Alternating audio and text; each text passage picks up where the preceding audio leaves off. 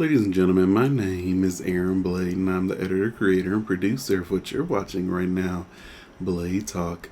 If you are new here, welcome, and you found this presentation helpful and informative, do me a huge favor and hit that like button. Do me an even greater favor and subscribe to my channel. Always appreciate all the support that I am given. So, you clicked on the title, so I know you know what we're discussing today, the Adam and Eve story, okay? Adam and Chava. And I want to offer a different perspective of the story that you already know. All right? I consider myself a brilliant person because I know I'm not. I surround myself with brilliant people and I learn from them, right? So I'm a thief. I'm a thief of knowledge. But I want to offer a different perspective that I got from Rabbi Friedman, right? So stay tuned, hit that intro, and let's begin.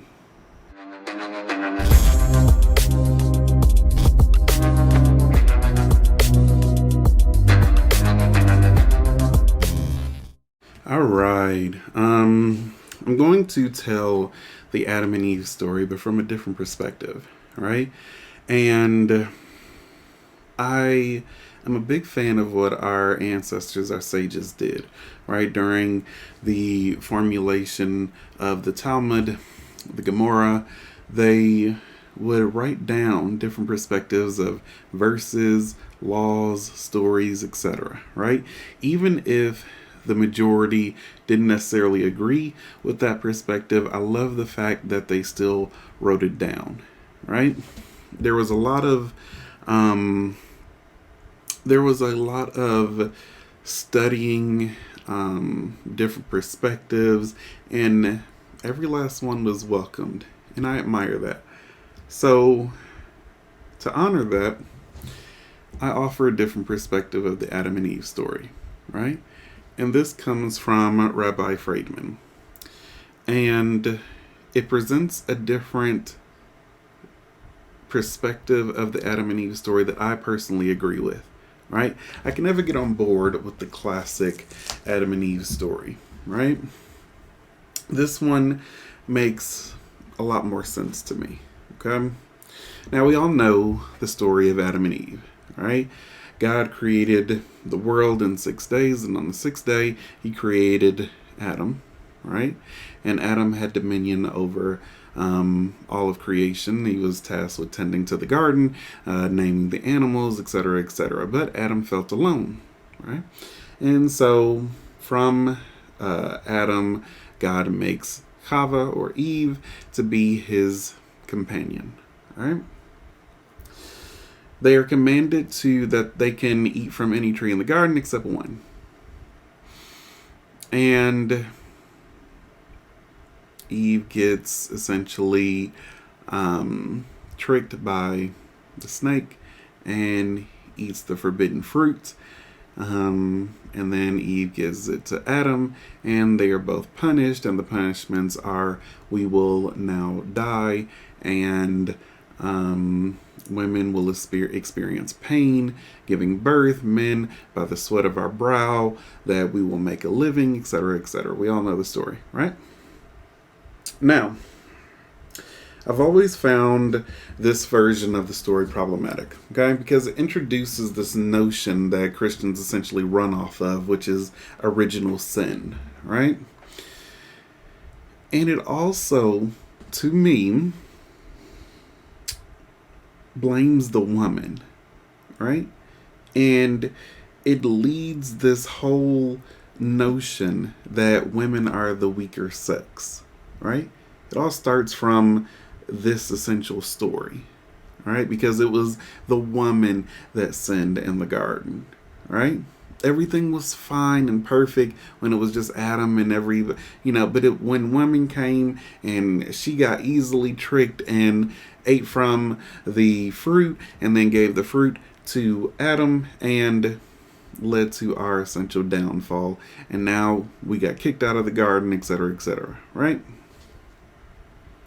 I always had an issue with this perspective. Okay, so I'll offer another. It's a horrible story. Can we start from there? It's a horrible story, okay?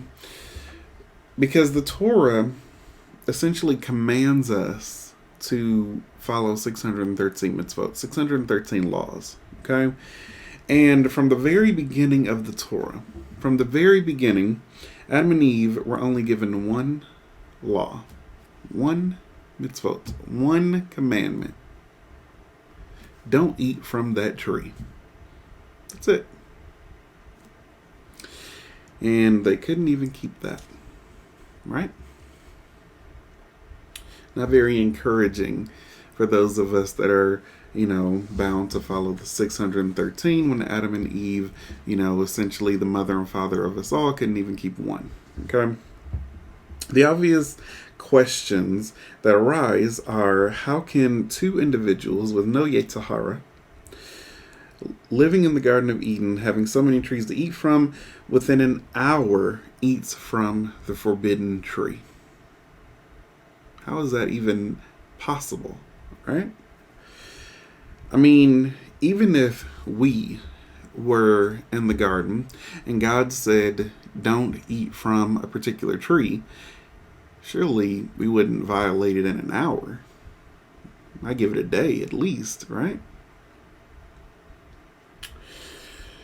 Another thing to note is that God says, don't eat from this tree, because if you do, you will die. Right? That's really bad psychology. I mean, you don't tell a child, don't touch a hot stove. Because if you do, then it will burn you. We'll have to take you to the emergency room. You'll be in immense pain, etc., etc. When you say, if you do, you are saying it is possible that you will, right? You just tell a child, don't touch a hot stove. You don't go into the details of what happens if you just don't do it, right? And here in the story of Adam and Eve, God actually says something worse. He says, the day you eat from that tree, you will die. The day you eat from that tree, you will die. Now, what day is that? Is that today? Is that tomorrow? Another question is, even if there was a Yetzer Hara, where did Adam learn to blame somebody else? They were only alive for, maybe a little over an hour, right? The next question is, God stated that the day you eat from it, you will die. They ate from it, and not only did they die, but there's all kind of add-ons. The woman will suffer giving birth. The man will have to work by the sweat of their brow to make a living. The enemy will be the snake, and the snakes will be your enemy, etc., etc. This wasn't part of the deal. You just said, the day I ate from it, I would die. And as it turns out, they ate from it, and they didn't drop dead right then and there.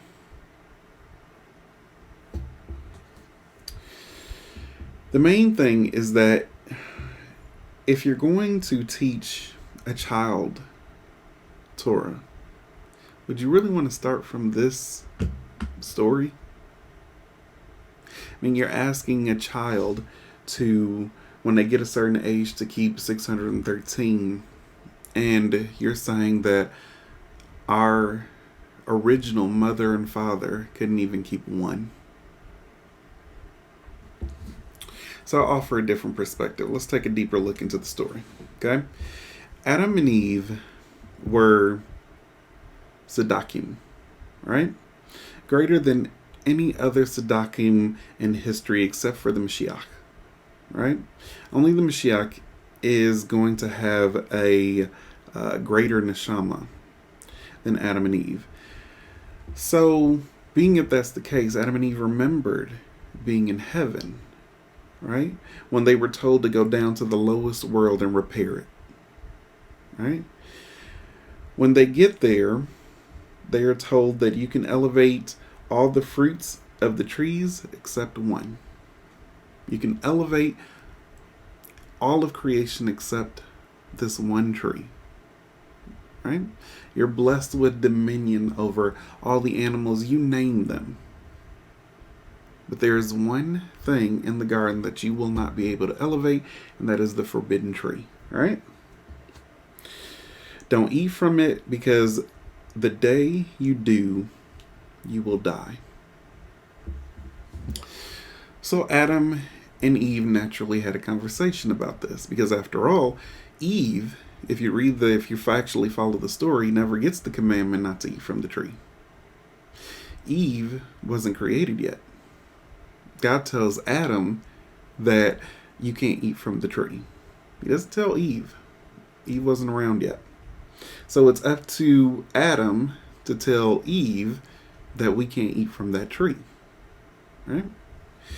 So they have a conversation, and basically it goes something like this, right? What are we supposed to do about this forbidden tree? We are here to elevate this world, and the only thing that needs fixing is this tree, and we aren't even supposed to eat from it. And Eve states that God is giving us the choice. God is giving us the choice. The choice is we don't eat from it, or we do eat from it and die. That's the choice. So what is your choice? And Adam responds, then let's not eat from it. Right? Eve says, no, we must eat from it. She says, because you don't understand what is going on. God says we are to go to the lowest world and make it better. We are not in the lowest world. And Adam replies, how do you know we aren't at the lowest world, or aren't in the lowest world? And Eve responds, because God stated that the day you eat from it, from this tree, you will die. Nothing dies in the Garden of Eden. Here, you have all the animals at peace. Nothing dies. There's no illness. There's no suffering. There's none of that here. So this can't possibly be the lowest world. Right? Adam replies, well, we're low enough. Eve states that, no, we aren't.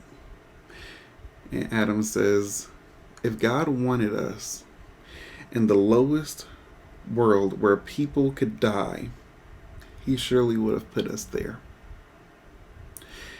And Eve states that God took us to the door. Whether you open it and go in is up to you. Because that's how God essentially operates. God takes you to the door and then leaves the choice up to you.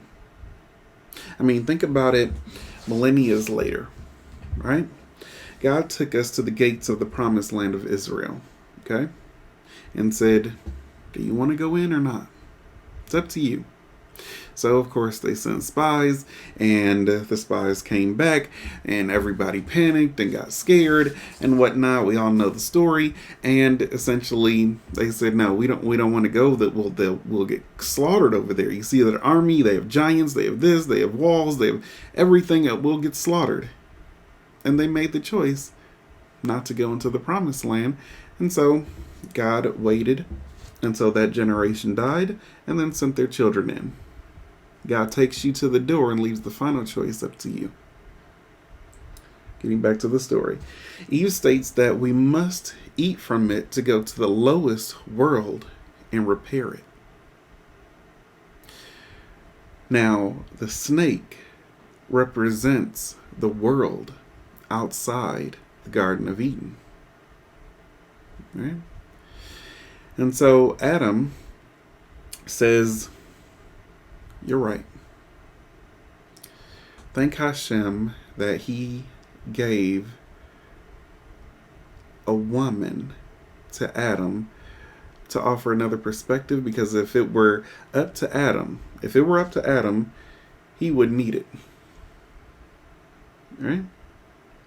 And that is what women do for men. They offer a different perspective.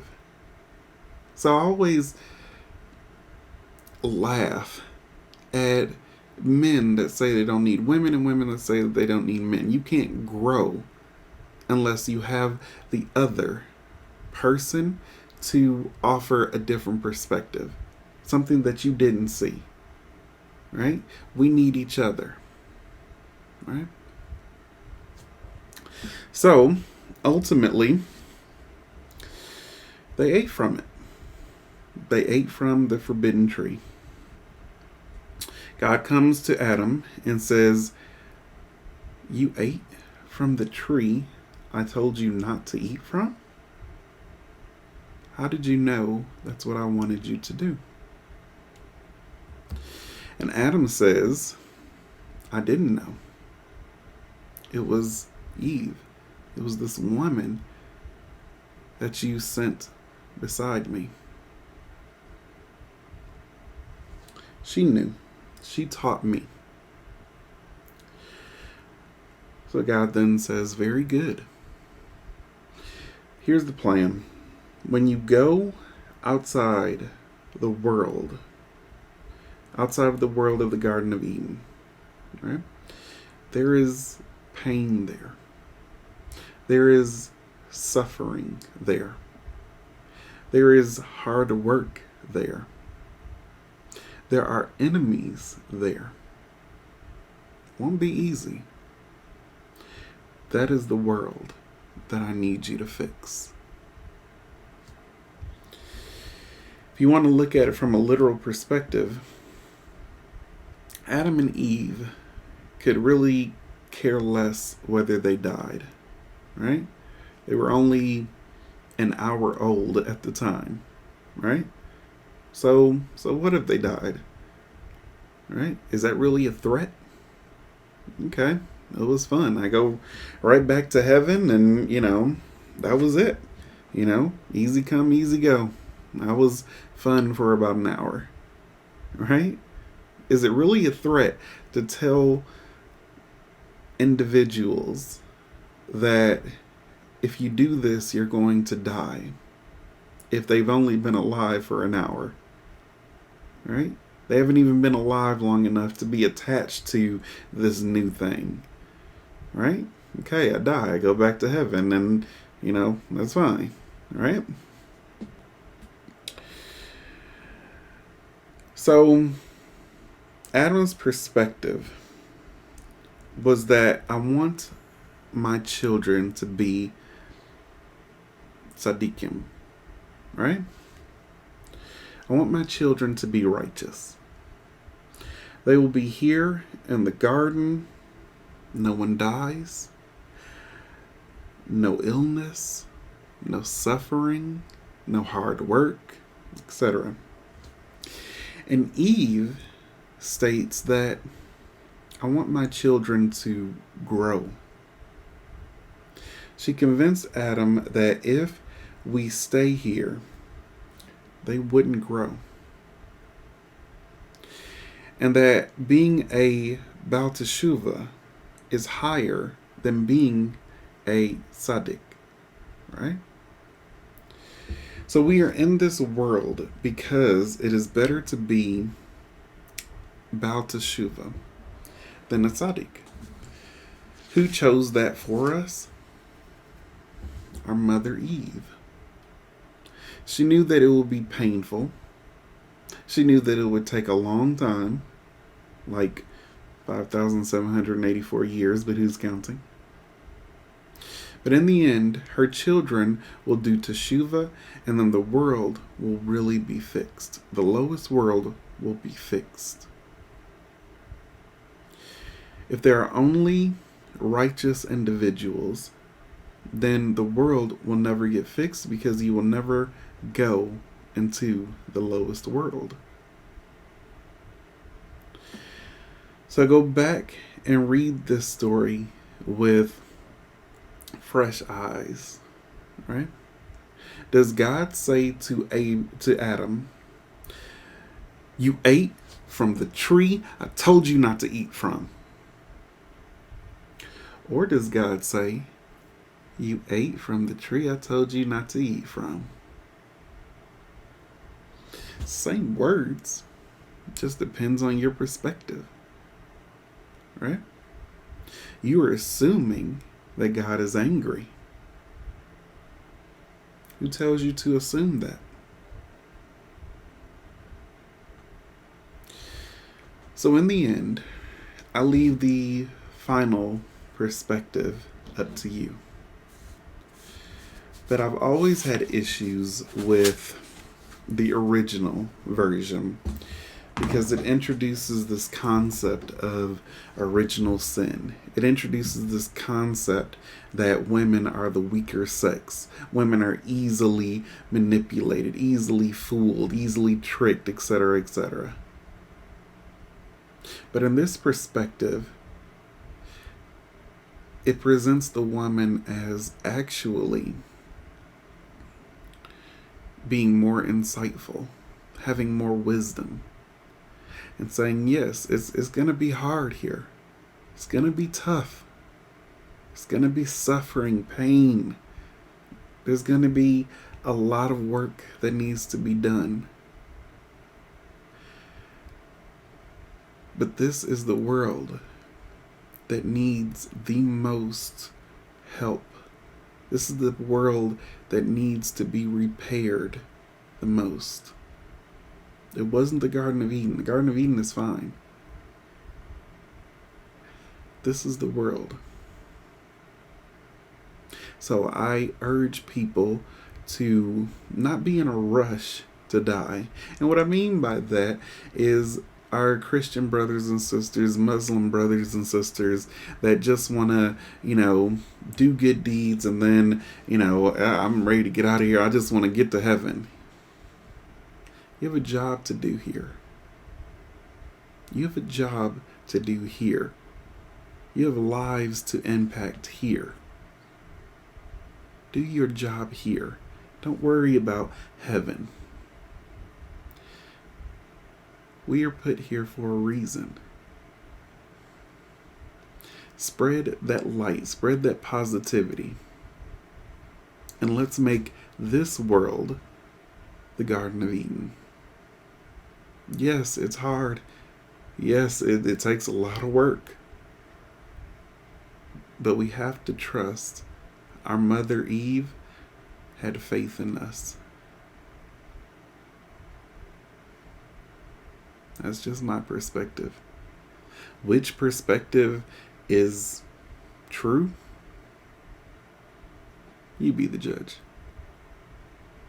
Which perspective makes the most sense? You be the judge. So, if you found this presentation helpful and informative, do me a huge favor and hit that like button. Do me an even greater favor and subscribe to my channel. I always appreciate all the support that I'm given. Thank you all so much for tuning in to Blade Talk. Be good to yourselves, be good to others. Until the next episode, you all take care.